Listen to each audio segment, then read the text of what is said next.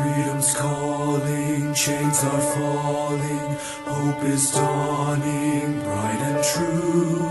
Day is breaking, night is quaking, God is making all things new.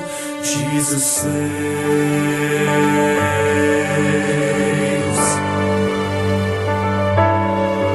Hear the heart of heaven beating, Jesus saves, Jesus saves, and the hush of mercy breathing, Jesus saves, Jesus saves. Hear the hosts of angels sing, glory to the newborn King, and the sounding joy repeating, Jesus saves. See the humblest hearts adore Him, Jesus saves, Jesus saves, and the wisest bow before Him, Jesus saves, Jesus saves. See the sky alive with praise, melting darkness in its blaze. There is life forevermore in Jesus saves. We will live our sorrow sharing, Jesus saves, Jesus saves. He will die our burden bearing, Jesus saves, Jesus saves. It is done, we'll shout the cross, Christ has paid redemption's cost, while the empty tombs declaring, Jesus saves.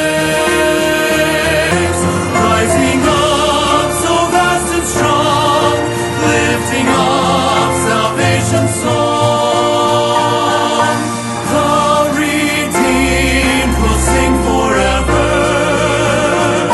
Jesus saves.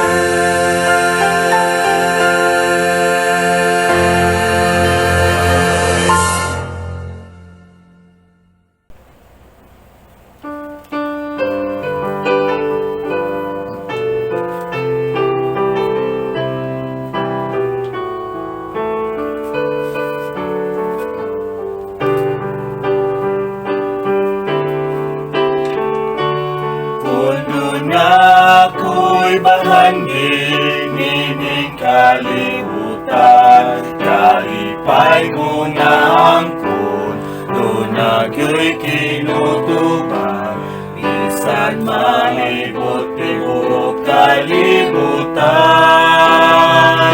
Aman dili makatumbas sa dugo niyang gihagas, o dili yun kabayran, o dili yun kabayran, ang kamatayon ni Jesus sa Kalbaryo. O dili yun kabayran, ang dugo niyang balaan, nga giulas sa atong kalwasan.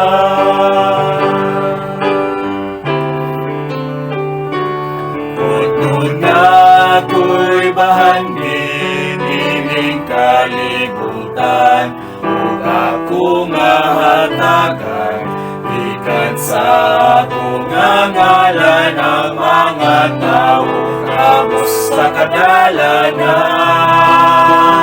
Apan kini walay pulos, kay siya makatubos, o dili gyud kabayran, o dili gyud kabayran, ang kamatayon ni Jesus sa Kalbaryo. O dili gyud kabayran, ang dugo niyang balaan, nga giulas sa atong kalwasan.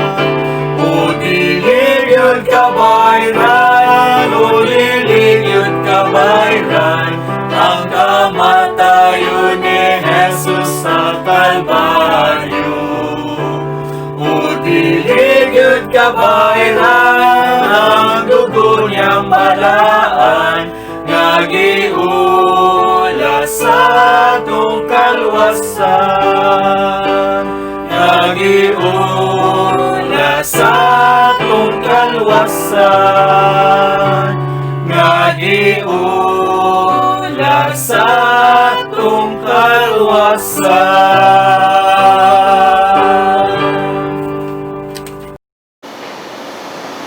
Maayong adlaw sa makausaba, kini si Brother June Harata sa Emmanuel Bible Baptist Church, Mactan, Sibris. Atong paghahisgutan karon mga suki namong tigpaminaw, mga nagsubaybay sa amuhang 15-minute online Bible ministry. Akong i-share karon sa inyo kining ipangita sa baga ng katawhan. Unsa man ang ilhang ipangita? Kanang kabaguhan ug asa man nato makaplagan. Mao ni usa sa mga ipangita sa mga katawhan karon ng kabaguhan diha sila kinabuhi. So atong basahon kining bersikulo nga diri sa 2 Corinthians 5 verse number 17. The Bible says, "Therefore if any man be in Christ, he is a new creature. All things are passed away, behold, all things are become new." Therefore, if any man, wala siya nagtumbok o, dili siya specific nga kinsa ng tawhana or dato ba na siya or pobre ba na siya or gwapo ba na siya or dili. Ang gisulti sa Ginoo, if any man. So, si bisan kinsa nga tao nga gusto siya makabaton og kabaguan diha siyang kasing-kasing. Gusto siya makabaton og bag-o nga kinabuhi. Gusto siya makakaplag og in other words kaluwasan diha siyang kinabuhi karon. Kanang tanang butang og kabaguan nga imong gi-dream or imong gipangandoy, di na nimo makaplagan ni bisan kinsa. Makaplagan lang na nimo diha ni Kristo. The Bible says, if any man be in Christ. So, ang gusto sa Ginoo, muduol ka niya, muluhod ka niya, tungod kay tanang butang, dili may himong bag-o, ug dili kabubuton sa Ginoo.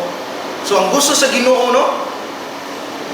First nga buhaton nimong mudangop ka niya, muluhod ka niya, mangayo ka sa imong pasaylo sa tanang mga butang nga nihimo nimo, ug i-allow nga si Kristo musud sa imong kinabuhi.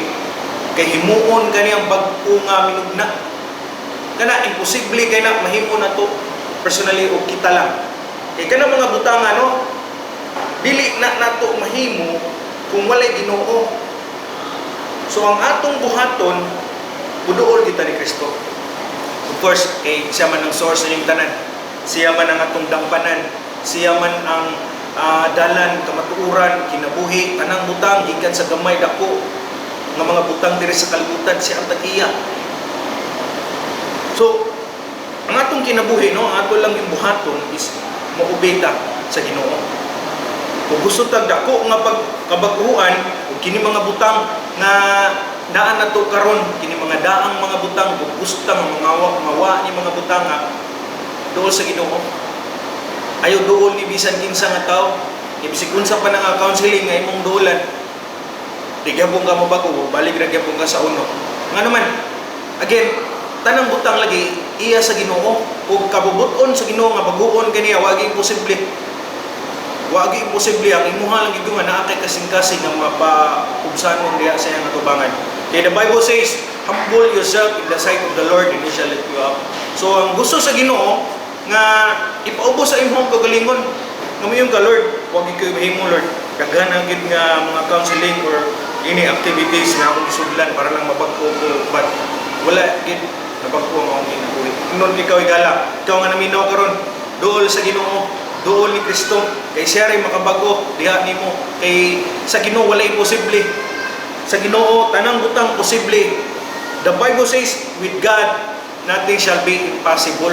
Bisag unsa pa ka kadako nga makasasala, bisag unsa pa ka daghan nga mga sala imong nahimo dire sa kalibutan, ug naa kay kasing-kasing nga mapayubsanon nga moduol diha sa Ginoo pagbuon gid kaniya.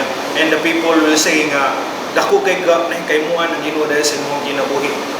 Dili lang mausab ang imuhang physical kundi ang imuhang labos na ang imuhang kanang wisdom diha sa iyaha nga the more nga magpaduol ka sa Ginoo, the more nga mubasa ka sa mensahe, the more nga moampo ka niya, pailhan nimo kinsa imong Ginoo. Kaya makita na sa katawhan nga dili na nimo tuyoon ba. Kumbaga buhat na sa Ginoo dahil sa imong ginabuhi nga ang kabaghuan nga ang kabaghuan nga gusto nimo mabatunan, makita ra na sa katawhan basta ulo nimo paguna ang Ginoo. Walay lain si Jesus Christ. Ita mo dungolan ng tao kay ngano kanang tao sa amo nang gitudlo kaniadto pa makasasala ra gyud na or tao ra gyud na siya. Ang importante nga duolan nimo no o nangita jud kag Ginoo nga kabaghuan dahil sa imong kasing-kasing imong ginabuhi duola si Kristo. Kay ingon siya, all things are passed away, behold, all things are become new.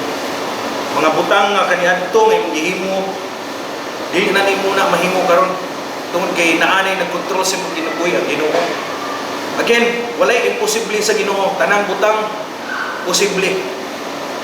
Much more ang atong kaluwasan, ingon siya nga ako ang dalan kamaturan ug ang kinabuhi. So, nisulti siya na tungod kay naa say kapasidad muluwas sa tuwa.